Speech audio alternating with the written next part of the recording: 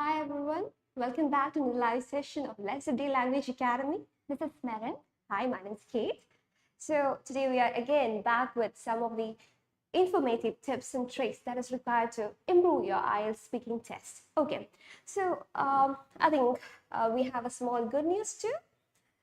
I think So recently, some of our students got 7 and 7.5 response in the recent IELTS examination, and that was indeed a pleasure for us. So congratulations to all the winners out there. So if you are an IELTS aspirant looking to write any recent IELTS examination, and if you are struggling in IELTS speaking, definitely it will be a informative or useful class for you. So we have an interesting topic today. Okay, without any further ado, let's dive into the topic. And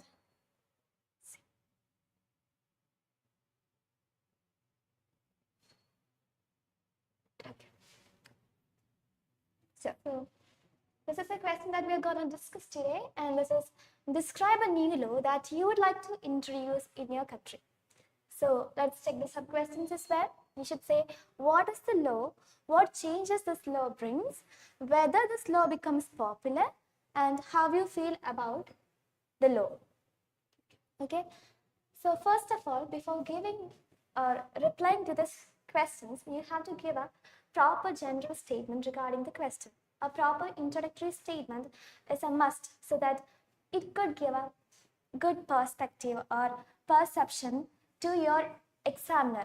So how can you form this general statement actually? So general statements could be made by reading the question properly and understanding it, and according to that we have to make a proper sentence. Yeah, I think we can use some of the keywords in it, like law or whether what are the laws. I think what about the country or the society, or what are the changes that the law can bring in society, from which we can bring the general statement. Why we should bring a general statement in our speaking? Why? We have to give a proper introduction because that makes your examiner understand that you have comprehended the question properly, you have understood the tense, what information you should deliver on the speech. So that could be understood with your first sentence that you're gonna talk about. I think in overall it will improve the speaking style, the presentation style, because rather than telling today I would like to talk about this topic and so on and so on, I think giving a general statement or kind of introduction like this will make your speaking more catchy to the examiner. Okay, so can we try to form a general statement, Reena? Yes. So here the question is, describe a new law that you would like to introduce in your country. So we are going to speak about a law that you are going to introduce. Okay, so we have to construct a statement based on that. We could say enforcing new laws and making amendments on the previous laws could make the smooth running or could contribute to smooth running of the society, or it can ensure the proper running of the society. So that could be given as a general statement or starting statement. And then what we have to do is we have to give an answer for all the sub questions mentioned, because we'll get only 2 minutes to speak about the topic. So within this time limit, we should include all the sub questions as well. So if you're talking or describing about each topics in detail, we may not cover all the topics within that short span of time. Therefore, we have to give a small introduction regarding all these sub questions, and then we can deal this topic in detail further. Okay, so I think before speaking in 2 minutes, we'll get a 1 minute time preparation. So how can you find ideas or come up with some content to speak for 2 minutes within a short span of time, I think? We have various methods to do this preparation. One is spider method, the other one is brainstorming, which is very popular, and the third one is, which we are going to adopt now, is cross method. And I think you have an idea about that. We have already done some live sessions regarding this cross method. Today we'll be dealing with the same. Okay. So cross method actually help us to organize our content, because rather than just noting down the points one by down, we can actually organize, or will improve your presentation style. We can there will be a flow in your contents from one idea to another. It help you to navigate easily through one point to another. You could connect all the topics, but if you're talking from the brainstorming words or the keywords which you have brainstormed, it may lack some kind of connection. If you're drawing across and writing down the main points in each of the sections, then you could easily connect to it and deliver properly. Okay, so we'll have a small example here. So she'll give us a small demo. Okay, so okay. So first let's draw across and see we have 4 sections here and we have 4 sub questions as well. So first sub question is, what is the law? The law that I would like to introduce in my country. So while noting down the main points, we should not write the entire sentence. We have limited period of time, and during this time we have to make necessary notes only. So we could write the main points like, what is the law? The law that I would like to introduce in my country is making sure that each and every kid from all sections of society get the proper education. And if they are not getting so, the ones who are responsible, if they are not willing to send their kids to school, they should be punished for their misdeeds. We can come with any kind of ideas, like if you have any other Traffic rules, yeah, or any then human rights. Yeah. So if you have another idea, you can come with this. Just we are giving a small sample how to deal with it. Okay. So first we will say the general statement or the small intro first. Then we'll come up to prompts. We have already told you about the general statement, and we think that you have got an idea about that. Now let's check the first sub question, which is, what is the law? The law that I would like to introduce in my country. Okay. Even though there is a right to education, which is the fundamental right of citizens of India, there are some people who are not getting the education because they might be living in some remote areas, or they might be from the deprived sections of the society. So they also should get the education, which is their birthright. Yeah, maybe some of their parents are not aware, or they may be reluctant to send their kids to the school, right? Their illiteracy could also be another reason for that. Sure. But still, they should be punished if they are not willing to send their kids to school. So that is the law that I would like to enforce, and that we can just write the main points here. Okay. So what is the law? So I could say, parents. As she said, we don't have to write each and every sentence of words. We can just note out the main points or the key words that we... Punishment. Yeah. Okay. Next. So education. Okay. Education of kids.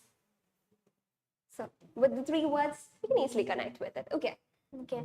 Then what changes this law brings? So what could be taught here, Kidman? I think it can improve the lives of the children who lives in such areas, because many of them are sent for child labor, or many of them are going for Child marriage is another yes, problem definitely. that's a major concern now. And what changes this law brings? It ensures harmony of the citizens, and then actually, if they are educated, the kids are educated, their future is secure, right? it can broaden their horizons. Yeah. Yes, definitely. And they'll get a wider perspective of what is happening in and around, and they can make good judgments, and they are the future citizens. They are the citizens of tomorrow.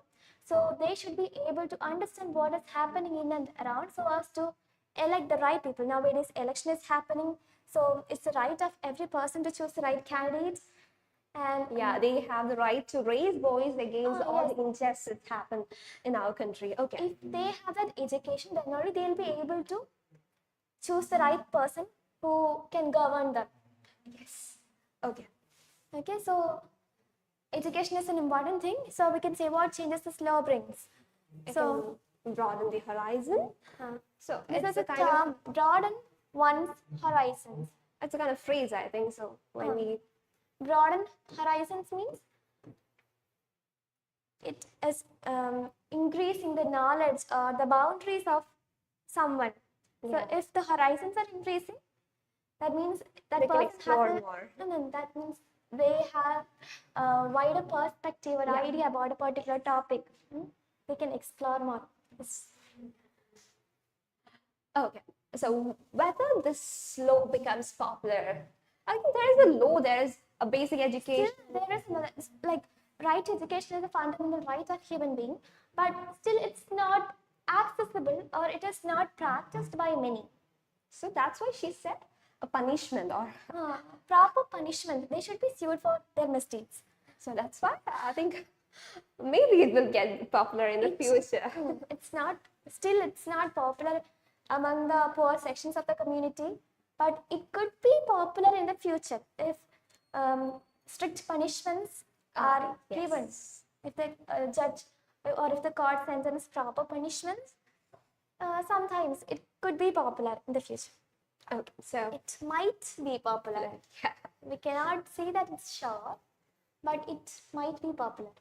But it will be definitely helpful for those children, right? Yes, As you said in the second point. it can make their living standards better. Yes. How do you feel about this new law? Positive? Like, of course, optimistic approach, right? Yeah, yes, right. Rather than telling positive, because I feel optimistic about this.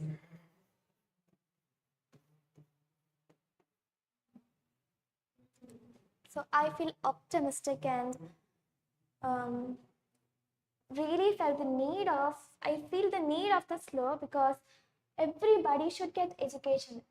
It's the prime right of everybody. And then only there will be a smooth running of the society. Education should not be given to, not only, it should not be given to just some people, it should be accessible to everybody. Okay? Yes. Okay, so we got some vocabs and we got a general idea about it. So can we just tell it? Yes, we can. Show you how to present our ideas in a novel. Okay, can start? Okay, fine. So let's start with giving a general introduction, which is enforcing new laws and amending or the amendment of the previous laws is essential for the smooth running of society. Okay, then we can go the next sub question. What is the law? Today I would like to talk about a law that I would like to introduce in my country, which is regarding the right of education, of right to education of each and every children. Okay, so the parents who doesn't allow or who are reluctant to send their children to schools should be sued for their misdeeds because it is like depriving the children from accessing education, which is a fundamental right of every citizen. Next point is whether this law become popular. What changes this law brings? When it comes to changes, definitely it will broaden their horizons. The kids get more opportunities in their future because when they are not educated or they are not getting proper education, they will have a kind of limited space in their life. Most of them do a lot of very small kind of jobs like raising the kids, doing farming. Those are also good jobs, but at the same time they might have big dreams, but there will be no opportunity or a space where they can grow. Education definitely give light to their dreams, right? So I think that is the answer for that. And whether this law becomes popular, it might get popular in the future because nowadays most parents are understanding the worth and value of education. So, and many of the activists are ready to give light to the lives of children by making the parents aware about the importance of education. So that might be popular in the future. Okay, how do you feel about this law? As you said, I feel optimistic about this law.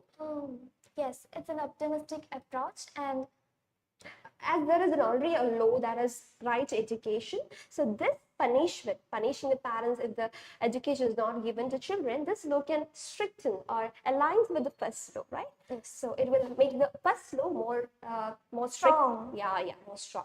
Yes. So you got a general idea, right? When we speak about, when you talk this, I think cue card, we come up with some new vocabs, right? Seduce, enforcing the law, amendments. Okay. Sentencing. Yeah. So can we discuss about it? I think it would be useful for the students. Yes. So what could we say? Enforcement. That is the word that we have used, right? Enforcement.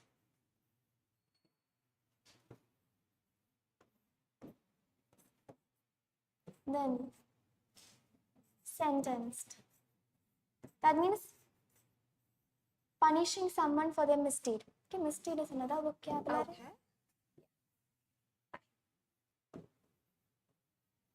Misdeeds. So someone's mistakes or wrongdoings. Then other one is deterrent. Deterrent. What does the word mean, deterrent, ma'am? So deterrent means if someone stops committing a crime or they stop doing that particular misdeed, thinking that if they get punished, they have to face a lot of consequences or difficulties in their life. Yeah, definitely he will be like little scared to do that, commit that crime, right? That's called deterrent. So definitely, the deterrent is the right vocabs. Parents become deterrent deterrent become deterrent. That's a noun, right? Yes, it's a noun. And then what else? Then seduce. Okay, sentence is right. Then deterrent, seduce, amendments. We can write amendments. Amend. We have the first one is enforcement, which means forcing them to do follow the rule, or rather than then practicing a new law or introducing a new law, it's better to use enforcement in it. Okay, then is amendments. Okay. Amendments means slight variations or changes in the law. So it is the most technical word for the law changes. I think I've heard in the court and some advocates telling the same, amendments in the law. So that's the right vocab. In the speaking, it is really necessary to use advanced vocabs because there is a criteria for getting a good score, that is lexical resources, which is basically the vocabulary. If someone is obedient towards the law, we can say a law-abiding person. Law-abiding. Law-abiding.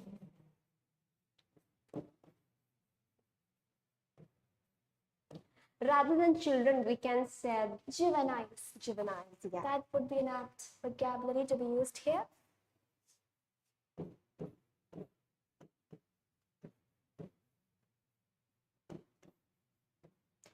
Okay, hope this is useful for you guys. Can we move to the next part? Can we? Yes, okay. Of course.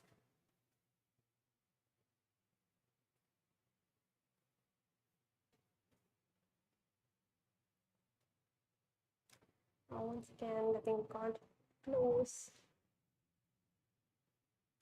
Okay.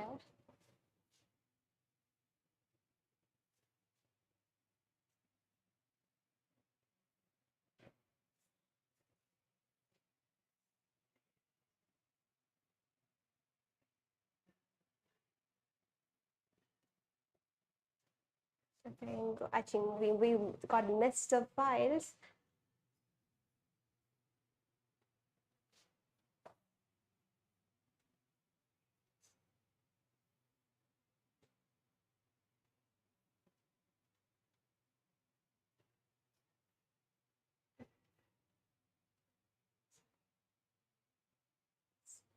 Okay, so sorry for the delay. We'll restart it again once again.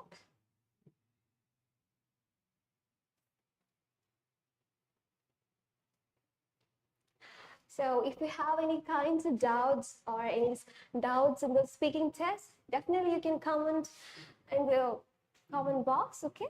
So we're back again. Okay, can we start again? You can say so. Okay, we're back.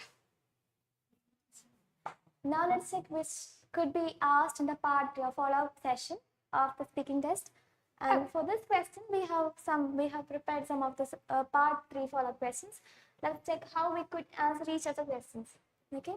So first one, do people in your country follow the rules and regulations? It's a kind of tricky because we can give both the answers because it's a personalized answer because there's a you in the question, so we can give our own opinion on it. In my opinion, it's not. I don't think so. That's a sad reality actually. People in our country are reluctant to follow the rules and regulations. Okay, they are unwilling to follow the rules other than reluctant because they are unwilling to follow the rule. Why they are unwilling? Because maybe they are not afraid or feared of laws and regulations. It might be due to there are no strict punishments given, and they are not like they feel like if they give the bribes, they'll get. They also get easy bails from the court, right? Yes. Oh, okay, that's right. So definitely, when you're giving a question like this, you should give a justification for your answers. Otherwise, there will be whys. Definitely, examiner will ask a lot of whys. Many of the students always think think to give answer for that why as well. That could make you feel some little bit of nervous. So it's better you give proper justification after giving the answer for the question. Okay, so we are moving to the next question. What are the benefits of for the people to obey rules? There could be various benefits. So main thing is it ensures harmony among the citizens. It can make the people more reliable on each other, and it will ensure the peace in the society. Is also what all the conflicts happens, right? Okay. Do you think the children should obey the rules in school? Why? Yeah, definitely. Schools rules should be obeyed by the children because rules are set by the school to ensure discipline among the students and to ensure the uniformity among the students. Therefore, the students should follow the rules which is set by the school. As they were the future citizens, they should practice obeying the rules from the very small age, right? Okay, so what kind of people generally follow rules in society? I think people who are very socially responsible. Okay, then that people who are really aware about the consequence what happens if they never follow the rules. Okay, so that's the two ideas. Is there any other persons? Educated people? Literate people? Yes, literate people, that's right. But not all literate people do follow the rules and regulations still. So, okay. Hope we came to the end of the speaking sessions. If you have any kinds of doubt related to speaking, you can definitely comment in the comment sections. Okay. And we'll be there to assist you. Okay. So to improve your speaking skills, definitely you should practice. I think practice is the main thing to improve your fluency or the efficiency in the language. Practice makes man perfect, right? Yes, definitely. So Lesson Day Language is a great platform to improve your language skills. We're having personalized trainings trainings are there, assessment tests, mock tests, and grammar sessions, listening and writing discussions. Everything will be there. Definitely, you can approach us in online and offline platforms. Okay, so then we'll come up with more and more videos and live sessions to help you guys. So then, bye. We are leaving. Thank you. Bye.